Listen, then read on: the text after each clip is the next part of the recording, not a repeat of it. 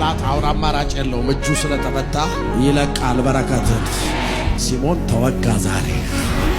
አንተ ልጉ ጉዱ ፈላ ዛሬ ሲሆን ኢየሱስም በዚህ ሳምንት መልካም ነገሮቻችሁ ይጨምራል።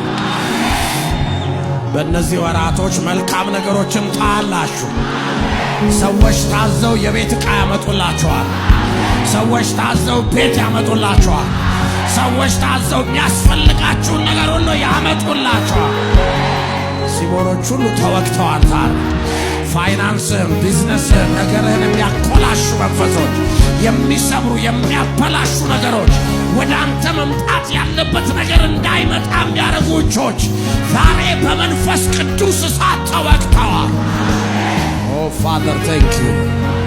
ለሕዝብህ በረከት ይሆን፣ ለሕዝብህ ሞገስ ይሆን፣ ለሕዝብህ ጸጋ ይሆን፣ ለሕዝብህ ልምላሜና ጥንካሬ ይሆን፣ እድገትና ከፍታ ይሆንላቸው።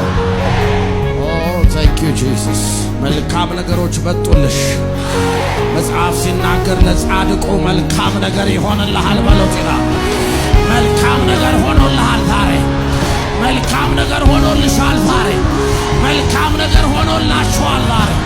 በኢየሱስ ስም መልካም ነገር ሆኖልሃል ዛሬ። የትኛውም ጨለማ ያዘገየው ነገር በኢየሱስ ስም ተለቀቀው።